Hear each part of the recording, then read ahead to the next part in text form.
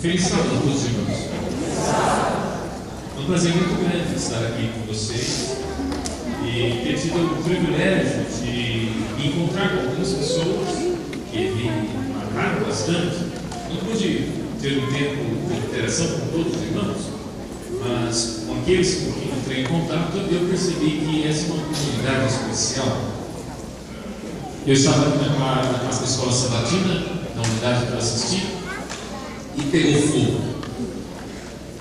Uma das melhores classes que eu vi aí nos últimos 30 anos. Uma classe em que as pessoas têm opinião, uma classe em que as pessoas têm liberdade para expressar opinião, e uma classe que as pessoas respeitam o outro, mas debatem o texto bíblico, e eu achei isso maravilhoso.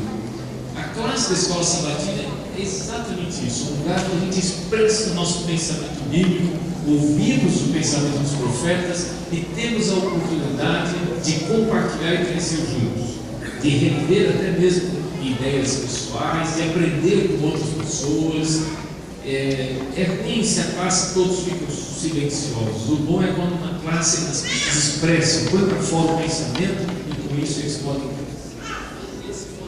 Maria Eduardo, muito obrigado pela mensagem musical, foi excelente.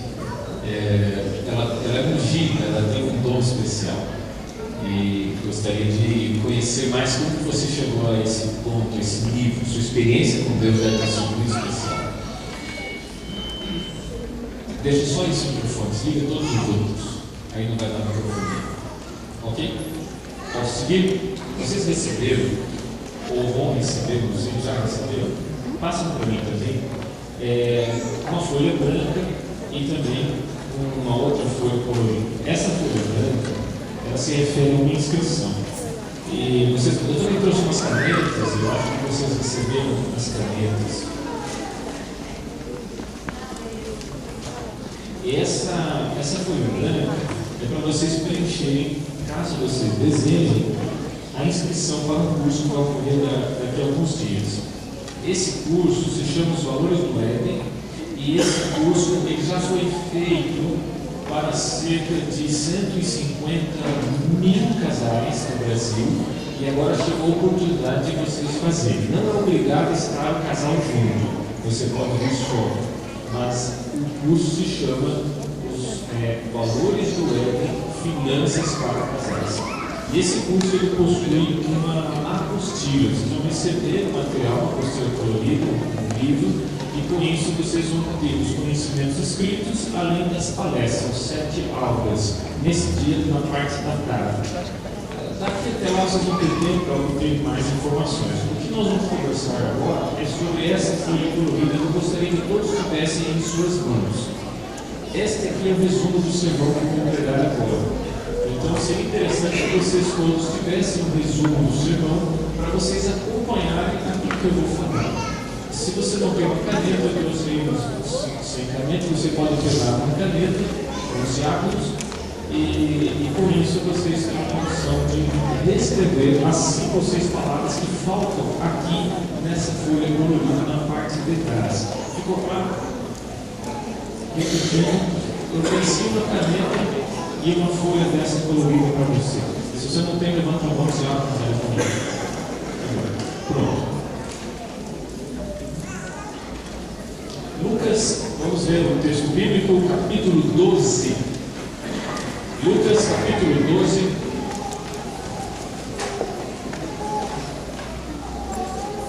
Versículo 16 em diante.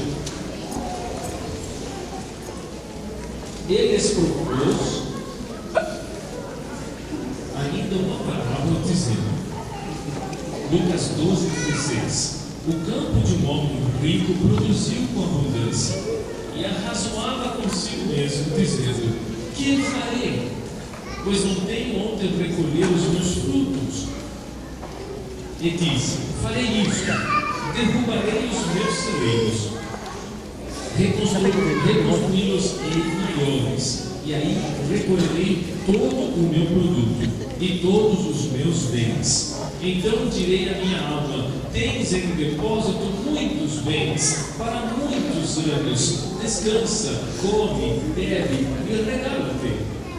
Verso 20: Mas Deus lhe disse: louco, esta noite te pedirão a tua alma, e o que tens preparado, para quem será?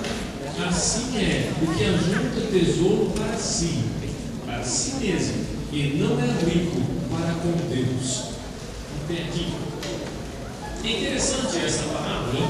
Jesus está contando uma história, ele gostava de contar histórias. Isso aqui é uma parábola, nós vamos conversar sobre essa parábola. Jesus tinha uma razão para contar, e às vezes vale a pena nós pesquisarmos isso. Por que Jesus contou essa parábola especificamente? Eu vou lhe responder. Porque 2 jovens vieram conversar com Jesus. 2 jovens procuraram Jesus. Era muito interessante isso, porque Jesus tinha tempo para as crianças, ele segurava as crianças no colo, e as crianças não gostam de ficar junto de gente chata, as crianças gostavam de ficar junto de Jesus. Os jovens procuravam Jesus para pedir opinião, para conversar com ele. As pessoas de mais idade aprendiam com Jesus, pessoas de cabelos brancos iam à noite, às vezes até de madrugada, para ouvi-lo. Jesus tem orientação para todos nós. Bom, esses jovens perguntaram para Jesus se ele podia fazer um pequeno favor. Falaram para Jesus: olha, conversa aqui com meu irmão sobre um assunto que estava havendo um desentendimento entre eles. Era um assunto da herança. Estava insatisfeito. A Bíblia não entra em muitos detalhes, mas nos versos anteriores nós percebemos que eles estavam insatisfeitos com a partilha dos bens, provavelmente pediram para Jesus tomar uma atitude. Porque nos dias de hoje, quando um pai morre, os filhos recebem por igual. Nos dias de Jesus, não. Quando ia dividir a herança, a maior parte ficava com o primeiro filho, e o que sobrava dividia com todos os outros. Esta era a regulamentação do país. Quando eles foram a Jesus e pediram um favor, disseram: mestre, conversa com meu irmão aqui, fala para ele dividir essa herança de outra forma. Jesus disse não. Jesus não quis entrar nesse assunto de quebra da lei, porque esta era a lei daquele país. Mas Jesus resolveu dar um conselho a esses 2 jovens. Esse conselho é muito precioso e está aí na sua Bíblia, em Lucas capítulo 12. Olha o que está escrito no verso 15. Por favor, abra aí na sua Bíblia, Lucas 12, verso 15. Eu vou ler da metade para frente. Lucas 12, 15, a segunda metade. Veja o que diz. Lucas 12, verso 15 diz: a vida de um homem, a partir daí, a vida de um homem não consiste na abundância de bens que ele possui. Veja, você acha que Jesus estava certo ao dizer isso? Jesus chegou para esses jovens e deu este conselho. Eles estavam brigando por causa da herança do pai, e Jesus disse para eles: calma, a vida de uma pessoa não consiste na quantidade de coisas que ela possui. E eu pergunto a você: será que Jesus estava certo ao dar esse conselho? Sim ou não? Bom, vamos conversar sobre isso. Eu me lembro, como pastor, nós sempre estamos fazendo visitas às pessoas, essa é a nossa principal função. E eu me lembro de estar perto da cidade de Sorocaba, fazendo uma conferência pública, abrindo uma igreja num lugar que não havia nenhuma igreja, e então alguém passou lá e deixou um bilhete. Eu peguei esse bilhete e fui até a casa. Não era na cidade, me surpreendi porque era no campo, fora da cidade, e havia na frente uma enorme jardinagem. Era uma casa com uma jardinagem impressionante, muito bonita, a arrumação das flores. Mas quando entrei na casa, tive outro susto, porque embora fosse uma casa de campo, do lado de dentro tudo era branco. O jardim, o tapete era branco, o mármore era branco, o carpete era branco, e então eles me viram para sentar num sofá de vidro, e dentro, na minha frente, dentro da sala, havia uma enorme piscina iluminada com luz neon, e essa piscina saía para o jardim. E então eu fiquei aguardando. Daí a pouco chegaram os donos, um casal, e eu conversei com eles. Eu disse: pois não, vocês pediram uma visita, eu sou um pastor da igreja adventista, alguém deixou um bilhete lá no nosso auditório. E o casal disse: sim, pastor, nós pedimos, estamos precisando, temos um problema. Eu disse: vocês têm um problema? Eles disseram: bom, pastor, nós temos muitos administradores, uma fazenda enorme, plantações de soja, temos muito gado, temos pessoas que cuidam de tudo. Mas, pastor, ela disse, nós não somos felizes. Bom, eu me lembro também de uma outra vez, eu estava trabalhando na região sul de São Paulo. Vocês talvez ouviram falar do Capão Redondo. Já ouviram falar do Capão Redondo? No bairro Jardim Ângelo. Já ouviram falar do Jardim Ângelo? Puxa, eu conheci. E eu estava ali para abrir uma igreja num local chamado Jardim Morro do Índio, que pertence ao Jardim Ângela. E quando estávamos iniciando o início, aquela parte que se faz o curso para deixar de formar em 5 dias, e eu tinha um homem que conhecia o endereço das casas, então ele me pediu, me acompanhava para me mostrar aonde que eu tinha que ir. Ele conhecia ali as entradas. E nós estávamos no domingo à tarde fazendo a última visita. E ele me disse assim: pastor, aqui, essa é a última casa. Eu disse: aonde? Aqui, nesse terreno. Mas eu não estou vendo casa nenhuma, só tem mato e uma descida enorme. Ele disse: sim, mas tem uma casa lá embaixo. E eu perguntei para ele: mas então como é que a gente chega lá embaixo? Ele disse: é simples, pastor, nós vamos escorregando. Segura no pé de mamona. Conhece o pé de mamona? Então a gente segurou no pé de mamona, escorregou e chegou lá, havia um córrego. Bem em cima desse córrego havia uma casinha de madeira. Eu bati e saíram 2 meninos. E eu perguntei para eles: tudo bem? O seu pai está? A mãe? Não, os 2 estão trabalhando. Vocês vão na igreja hoje à noite? E eles disseram: sim. Então fala para o seu pai que eu estive aqui, que eu desejo muito que ele consiga parar de fumar. E quando chegou a noite, na saída, eu estava cumprimentando, e eu vi passar os 2 meninos. Então eu pensei que está à frente, depois deles era o pai, e em seguida veio o pai. E eu cumprimentei, ele estava sorrindo.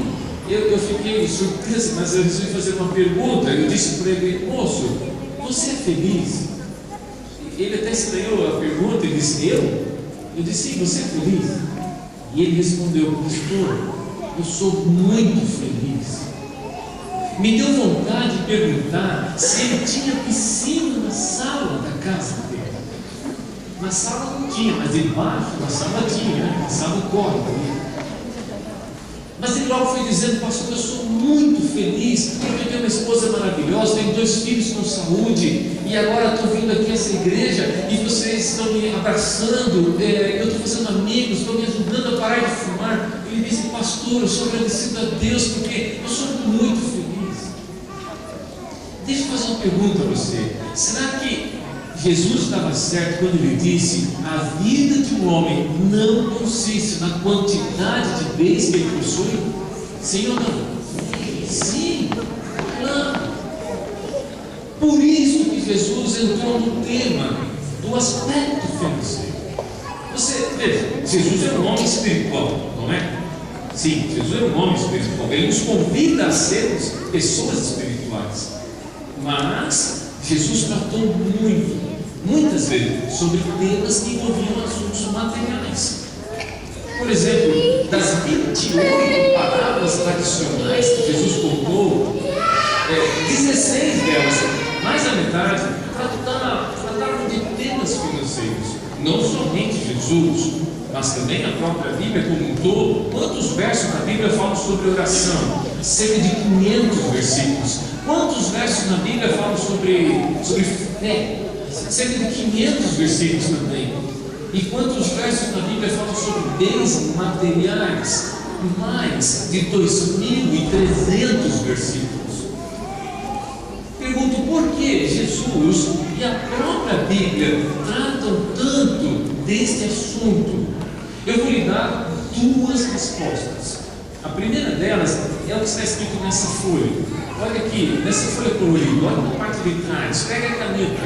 Se você quiser deixar completo o seu resumo do sermão, então escreva o que eu vou falar. Na primeira frase, a primeira razão pela qual a Bíblia trata tanto desse assunto é porque a forma como administro, a palavra que está faltando é administro. Pegue sua caneta e escreva administro. A forma como eu administro meus recursos impacta minha comunhão com Deus. A outra palavra é impacta, é o segundo. A forma como administro meus recursos impacta a minha comunhão com Deus. Aonde está escrito isso? Na sua Bíblia. Segura, por favor, Lucas 12. E olha agora Lucas 16. Lucas capítulo 16. Olha o que está no verso 11. Lucas 16, 11. Assim, se vocês não forem dignos de confiança, estou lendo Lucas 16, 11. Assim, se vocês não forem dignos de confiança em lidar com as riquezas deste mundo ímpio, quem lhes confiará as verdadeiras riquezas? Veja, eu estou lendo a linguagem de hoje para facilitar. Algumas versões diz riquezas injustas. Eu sei que a partilha é injusta nesse mundo. Uns têm mais, outros têm menos. Mas não é esse o assunto que aqui está Jesus falando. Ele está falando outra coisa. Olha o que ele está dizendo. Ele está fazendo uma pergunta. Ele está dizendo: se vocês não forem achados dignos de confiança em lidar com os recursos que lhes chegam às mãos, ele pergunta: então, quem lhes confiará as grandiosas riquezas? Quem lhes confiará as riquezas eternas que nós teremos pela frente para nós administrarmos? Me diz, que riquezas eternas são essas que nós teremos pela frente? Que riquezas eternas são essas que ele está falando, as verdadeiras riquezas? Qual é a sua resposta? A vida eterna? Correto, o que mais? Aonde vamos morar? No céu, depois dos 1000 anos. Na nova terra. E como será a nova terra? Cheia de poluição? Restaurada e terá uma cidade, qual é o nome? Nova Jerusalém. Como serão as ruas da Nova Jerusalém? De ouro, e as portas? De pérolas. Veja, ele está dizendo que nós veremos grandiosas riquezas que nem sequer podemos enumerar. Porém, ele está fazendo essa pergunta: se você não for achado digno de confiança em lidar com aquilo que lhe chega às mãos agora, então quem lhes confiará as grandiosas riquezas? Deixa eu falar em outras palavras. Suponhamos que você tem um filho de 18 anos, é apenas uma comparação, e eu vou ajudar os jovens aqui, olha, e seu filho está pedindo um carro zero, e você tem dinheiro sobrando, e ainda você não é contra. A minha pergunta é: como você saberá que seu filho cuidará bem desse carro zero que ele está lhe pedindo? A resposta é: olhe para o estado em que se encontra a bicicleta dele, e você saberá como é que vai ficar esse carro daqui a algum tempo. No pouco foste fiel, e o que mais? Sobre o muito te colocarei. Jesus está dizendo que a maneira como nós administramos os nossos recursos impacta a nossa comunhão com Ele, porque vai mostrando quais são as nossas prioridades. Essa é a primeira razão. A segunda razão pela qual Jesus trata profundamente desse assunto é que, é a segunda frase, pegue a sua caneta, escreva aí por favor, é que as posses competem. A palavra que falta é competem. As posses competem contra Deus pelo domínio do meu coração. Domínio. As posses competem contra Deus pelo domínio do meu coração. O dinheiro é o principal rival de Jesus pelo controle da nossa vida. Aonde está escrito isso? Na sua Bíblia. Abra por favor aí mesmo, Lucas 16. Não fecha a Bíblia porque vamos ler muitos versos. Olha em Lucas 16, agora veja o verso 13. Lemos o 11, agora estamos lendo o 13. Olha o que diz aí: ninguém pode servir a dois senhores, porque ou há de aborrecer-se de um e amar ao outro, ou se devotará a um e desprezará ao outro. Não podeis servir a Deus e às riquezas. Em algumas versões diz mamon. o Deus da riqueza que havia naquela época. Ele está dizendo: dois senhores, um servo. Dois senhores, um servo. Ou ele vai obedecer ao patrão, ou ele vai obedecer ao outro patrão. Não podeis servir a dois senhores ao mesmo tempo. Bom, deixa eu falar em outras palavras. Há muito tempo atrás, o pastor Jairo Araújo estava fazendo um batismo. Nós temos um tanto de batismo aqui. Por que tem água? Para fazer o batismo por imersão. Nossa igreja fazemos o batismo como Jesus foi batizado no Rio Jordão, mergulhando totalmente. Se você ainda não foi batizado dessa maneira, eu te convido a pensar seriamente nesse assunto, porque Jesus disse: quem crer e for batizado, esse será salvo. Então, o pastor Jair estava fazendo o batismo. Hoje, as pessoas vão batizar, elas ganham um pão para vestir. Antigamente, não era assim. Cada um trazia sua roupa, duas nuvens, uma para molhar e outra para se trocar e ir para casa. E o irmão entrou no tanque, mas ele esqueceu a carteira no bolso de trás. E o pastor, para ajudar, avisou ele: irmão, o senhor está com a carteira no bolso, vai molhar. E ele já estava lá no tanque, os familiares, todo mundo olhando, ele estava tão feliz. E ele disse: pastor, quer saber, pode batizar a si mesmo. E o pastor obedeceu. E o irmão foi batizado com todos os seus documentos. Quando eu vi isso, eu pensei: isso é uma aula. Por quê? Alguém podia se batizar e dizer assim: tudo bem, eu batizo, mas eu vou deixar meu olho para fora, porque eu decido o que eu vou olhar. Ou alguém podia dizer: eu vou me batizar, mas vou deixar minha mão para fora, porque eu decido o que eu vou tocar. Ou alguém podia se batizar e dizer: tudo bem, eu batizo, mas vou deixar meus pés para fora, porque eu decido que caminhos eu vou andar. Ou alguém podia se batizar e dizer: eu vou deixar meu bolso para fora, porque eu decido o que farei com meus recursos. Mas eu pergunto: é assim que nós somos batizados? Sim ou não? Como nós somos batizados? Por inteiro. Ou seja, Deus tem conselhos seguros para lhe dar em todas as áreas da sua vida. Você não precisa ter dúvida sobre nada. Deus tem conselhos seguros para todas as áreas da sua vida.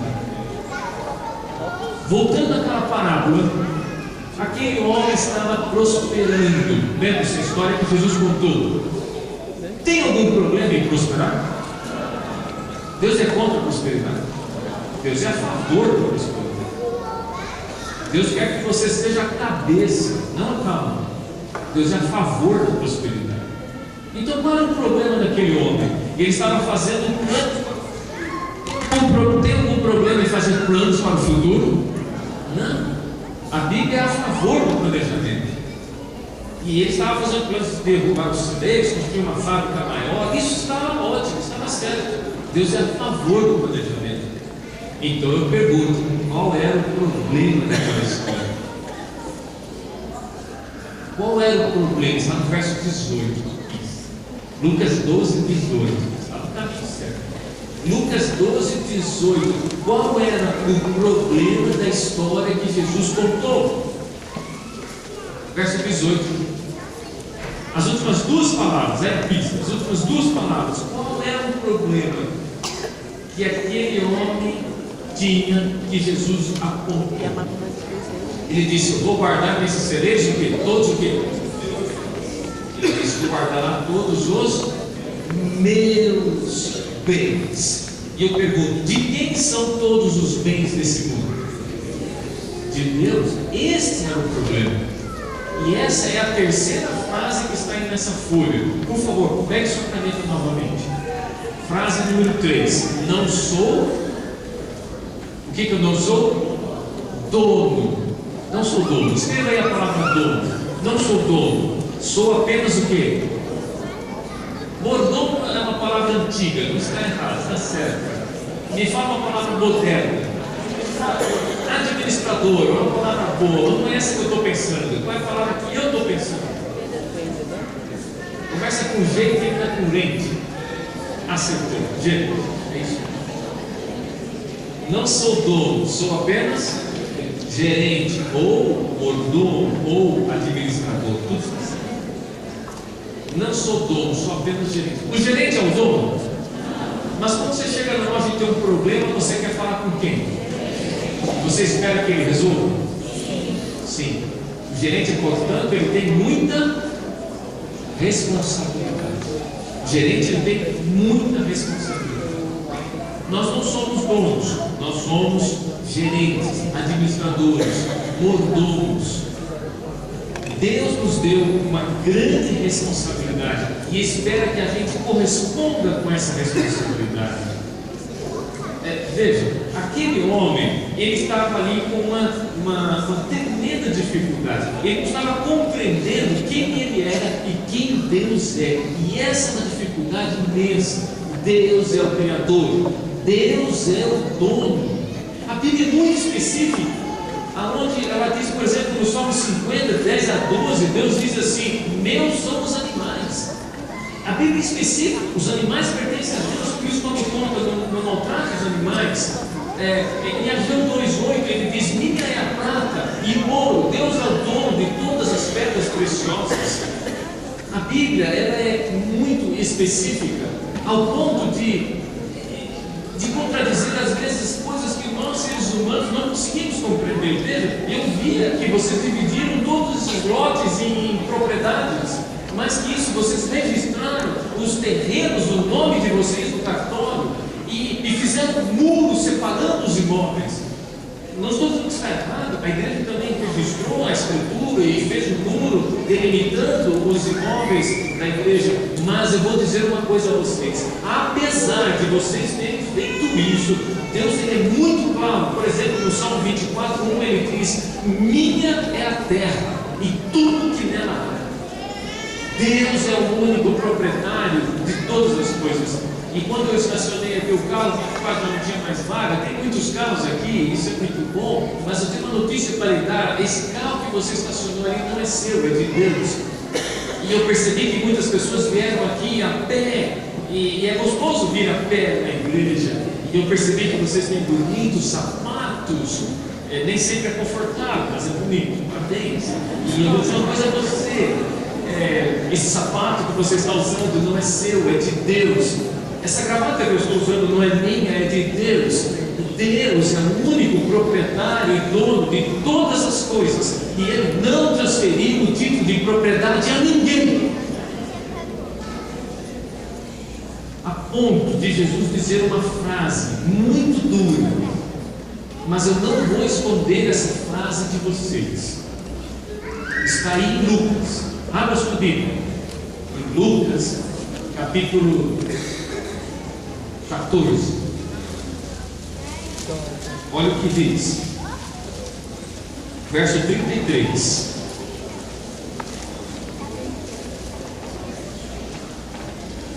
Lucas 14, 33 diz assim: todo aquele que dentre vós não renuncia a tudo quanto tem, não pode ser meu discípulo.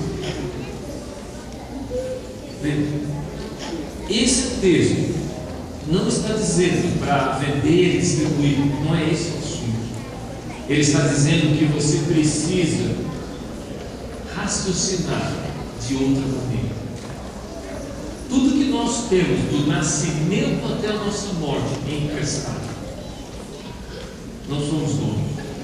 E o que Deus espera é que sejamos bons administradores disso. Eu vou dizer o que você tem. Você tem talento, você tem inteligência. O seu cérebro equivale a 15 mil computadores em processamento. Você tem muita capacidade. Você tem que cuidar e usar. Você tem influência também.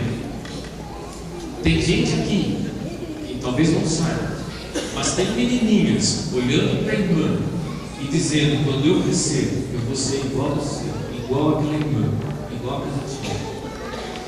Tem rapazes aqui nessa igreja olhando para você e dizendo, lá no íntimo: quando eu crescer, eu quero ser igual àquele ancião, igual àquele irmão, igual àquele meu tio.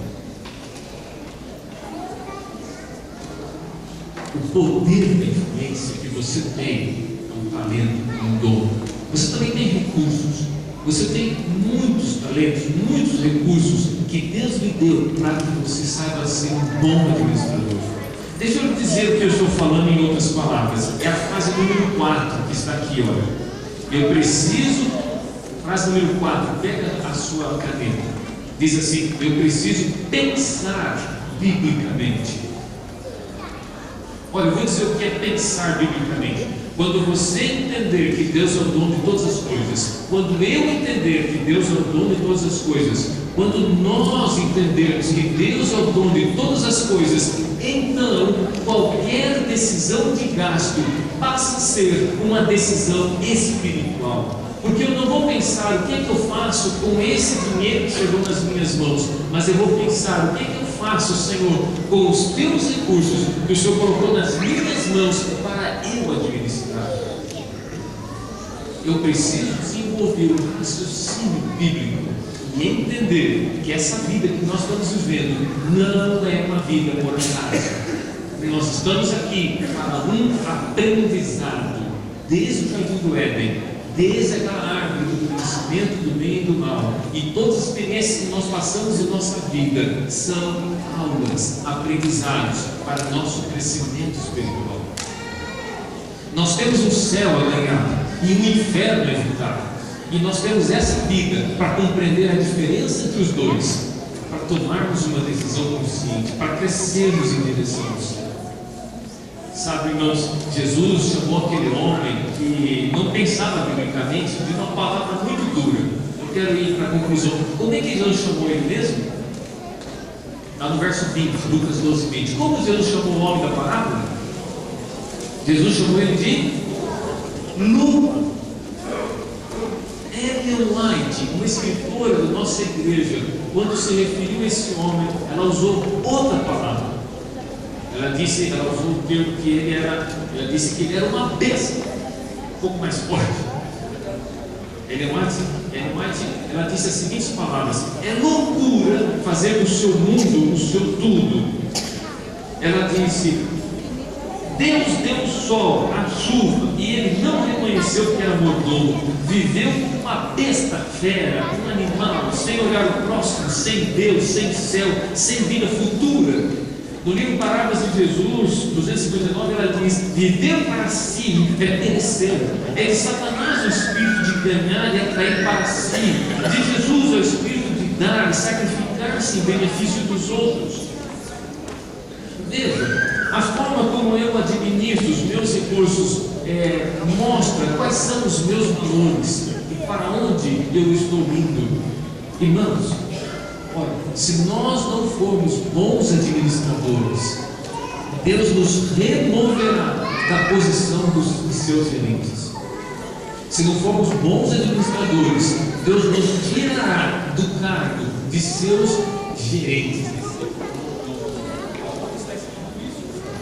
Abra sua Bíblia, por favor, em Lucas capítulo 16. Olha o que diz ali. Se não formos bons administradores, o que é que vai acontecer? Lucas capítulo 16, veja o verso 2. Olha o que diz. Ela diz assim: que é isso? Lucas 16, 2. Que é isso que ouço a seu respeito? Presta contas da tua administração, porque já não podeis mais continuar nela. Temos uma responsabilidade. Irmãos, eu quero ir para a conclusão, lembrando das últimas palavras que nós lemos na história. Terminou assim: aquele homem que Jesus contou a história, ele era rico, mas diz o quê? Que ele era rico sem Deus. É isso que terminou o verso 21 de Lucas 12. Ele era rico sem Deus. Vou fazer uma pergunta para vocês: o contrário é possível? É possível ser próspero e com Deus? Sim ou não? Sim, claro que sim. É sobre isso que vamos falar no curso Valores do Éden. Orientações da Bíblia para a nossa prosperidade em todas as áreas. Mas, se você pudesse depois seguir lendo os versículos, você veria algo muito interessante. Porque depois que Jesus fala que aquele homem estava sendo egoísta, e com isso ele estava perdendo oportunidades, Jesus ele conta com os discípulos o que estava acontecendo na natureza, e Jesus disse para eles assim: ei, olha lá, olha os lírios do campo, são mais bonitos do que Salomão. A roupa deles, quem deu? Fui eu cuido das flores. E quando eu olho essa frase que Jesus conta para os discípulos, Jesus estava dizendo: fique tranquilo, eu vou cuidar do seu futuro. Jesus disse mais, ele falou: olha os pássaros, eles não estão aí tranquilos? Quem cuida dos pássaros? Deus cuida dos pássaros. E ele disse: eu cuido dos pássaros, eu cuidarei muito mais de você. E essa é a última frase que temos aqui. Meu Deus é anti-estresse. Pega a sua caneta, preencha aí a última frase. Essa palavra é toda junto. É anti-estresse. Na nova ortografia, tudo junto. Meu Deus é anti-estresse e cuida da minha vida. Meu Deus é anti-estresse e cuida da minha vida. Esse Deus maravilhoso, Ele está disposto a cuidar de cada detalhe da sua vida. Você pode confiar nele. Irmãos, é Deus que dá a promoção. É Ele que vai fazer graça aos olhos do seu patrão, para que olhe para você com simpatia. É Deus que cuida do seu futuro. É Deus que vai lhe ajudar a conseguir o seu primeiro emprego. É Deus que vai abrir as portas na segunda-feira para você, lá na sua empresa, poder fechar os contratos e os orçamentos que você deu. É Deus que vai dar a oportunidade para você. É Deus que vai cuidar dos seus filhos, irmão. É Deus que vai cuidar dos seus netos. Deus vai cuidar de cada um dos seus descendentes, porque o Salmo 127 diz que Deus trabalha no turno da noite. Ele diz lá aos seus amados, Ele dá enquanto dorme. Essa noite, enquanto você estiver dormindo, Deus estará cuidando do seu futuro. Ele estará cuidando dos seus negócios. Ele estará cuidando da sua vida. Esse é um Deus maravilhoso, anti-estresse. Ele deu o sábado para nós descansarmos a nossa cabeça, mas Ele também deu muitas promessas, uma para cada dia do ano. Bom, deixa eu falar em outras palavras isso tudo que eu estou dizendo. Nós ganhamos uma máquina lá no escritório, alguns anos atrás, uma máquina de Xerox, uma máquina especial, que você colocava o pendrive e saía as apostilas todas prontas. Hoje isso é mais comum, mas naquela época era raro. Essa máquina veio dos Estados Unidos, e eu me lembro que eu precisava muito dessa máquina. Toda semana eu trazia as apostilas ali. Vocês vão ver no curso que vocês vão assistir, a apostila ajuda muito. E então eu dependia disso para dar as aulas. Mas eu me lembro que eu fui lá pedir, o moço falou: a máquina quebrou. Eu falei: mas vai consertar? É sexta, conserta. Sexta, 11 horas da manhã, eu fui lá. E ele disse: calma, pastor, o técnico está lá olhando a máquina. E ele enfiou a cabeça na máquina, começou a fuçar, e fiquei esperando. Então ele tirou a cabeça dentro da máquina e disse: não tem conserto. Como assim? A peça tem que trazer dos Estados Unidos. E agora? Eu liguei para um empresário perto do meio-dia e disse assim: não, o senhor conhece um lugar aqui que tem uma máquina parecida com essa? Eu preciso fazer as apostilas, o curso é amanhã. E ele disse: pastor, fique tranquilo, eu conheço, perto do aeroporto de Congonhas. E me dá o endereço. O endereço eu não tenho, mas você chega lá, eu passo e te pego. 1h30 da tarde, mais ou menos, ele passou em frente à associação. Eu sei porque nessa hora que eu estava esperando ele, passou o caminhão do Google. Sabe aquele caminhão do Street View, do Google, que filma as ruas? E eu vi que era o caminhão do Google e me deu um tchauzinho. Daí eu vi lá na internet, quando passa em frente à associação, sou eu que estou lá dando um tchauzinho. Só que eles borraram minha cara, mas eu sei que sou eu, porque eu conheço o meu tchau, eu conheço minha roupa. Aí passou o caminhão, fez tchau. Mas depois veio o irmão, ele me pegou e me levou até lá. Na Avenida Bandeirantes teve um engarrafamento. O farol abriu, o farol fechou. 15 minutos, meia quadra. Eu estava ansioso. Eu já estava começando a suar.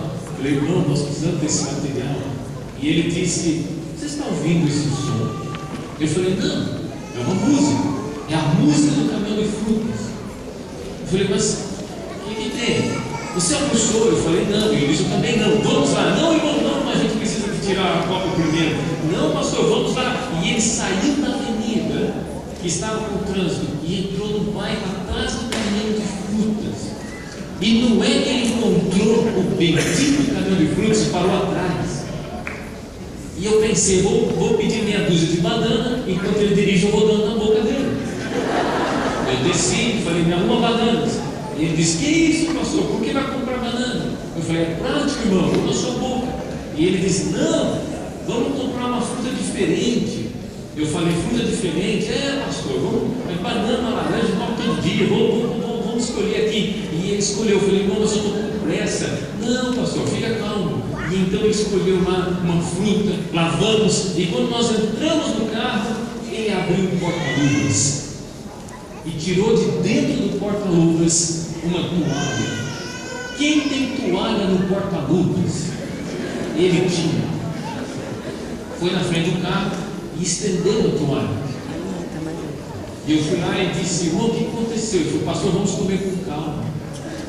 Não, mas eu estou ansioso, tá bom, tudo bem, então vamos lá. E quando eu fui morder a fruta, ele disse, para, pastor. Eu falei, o que foi? Ele falou, você não orou. Precisa fazer oração para comer fruta? O empresário ensinando o pastor. Então nós oramos. Então eu fui comer a fruta, depois da oração. E ele disse, para, pastor. Eu falei, não, mas já foi feita a oração. Ele disse, mas você não cheirou fruta. Cheirar fruta. Qual foi a última vez que você parou para sentir o cheiro de um abacaxi pérola cortado de madurinho? Qual foi a última vez que você parou para sentir o cheiro de uma laranja lima, bem docinha? Qual foi a última vez que você parou para sentir o cheiro de um arroz recém-feito, saindo da panela? Falando disso nessa hora. E tem mulher que faz o prato do marido. Eu não sou contra, calma. Porém, a mulher faz o prato do marido. O marido chega em casa, o prato já está pronto, do gostinho dele. Ele com pressa, baixa a cabeça, chupa a comida e já sai comendo. Não dá nem tempo de agradecer.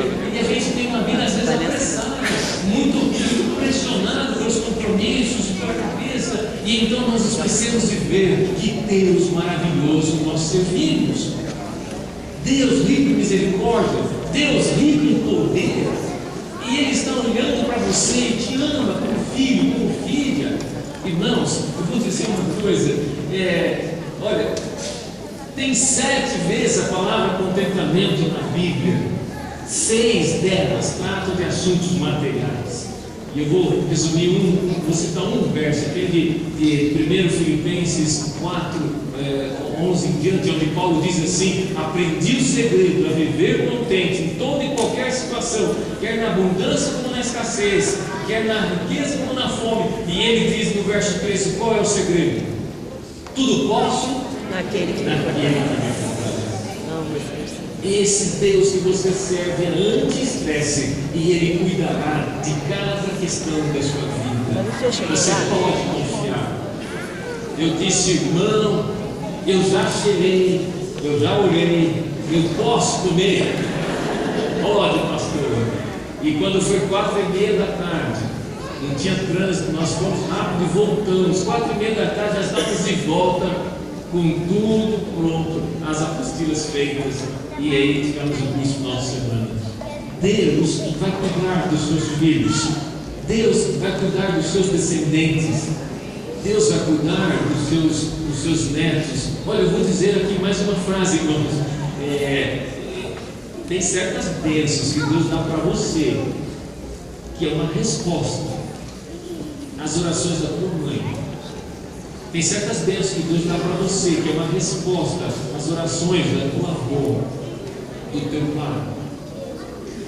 Porque as bênçãos de Deus vão de geração em geração. Você quer colocar a sua vida nas mãos desse Deus maravilhoso? A Maria Eduarda vai cantar esse hino, e nós vamos ter a oportunidade de meditar, de pensar na grandiosidade de Deus, de pensar que Ele não nos abandonou, não nos deixou. Deus cuidará de cada circunstância. fazer um convite. Você quer colocar a sua família nas mãos desse Deus maravilhoso? Você quer colocar os seus negócios nas mãos desse Deus maravilhoso? Você quer permitir que Ele organize a sua carreira profissional, que Ele organize a sua vida emocional? Você quer continuar confiando nele, permitir que Ele dirija a sua vida? Enquanto a Maria Eduarda cantar este hino, você pode tomar uma decisão, não precisa se levantar, você pode aí mesmo, enquanto você está sentado, tomar uma decisão no seu coração de colocar a sua vida nas mãos desse Deus.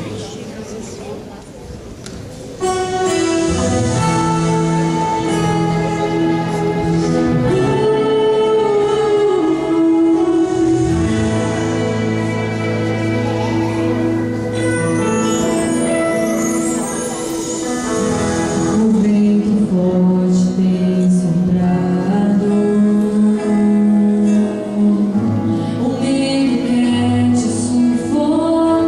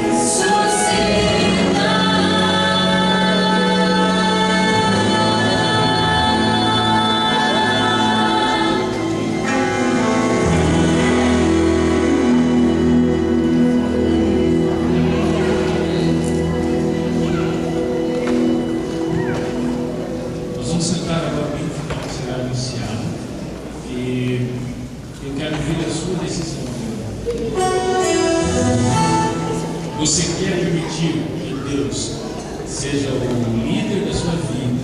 Quer fazer uma sociedade com Ele? Permitir que Ele cuide dos seus descendentes? Permitir que Deus Ele acompanhe e sustente você em todas as áreas? Você quer colocar a sua vida, a vida da sua família nas mãos desse Deus maravilhoso? Posso ver o seu sinal? Que Deus te abençoe grandemente.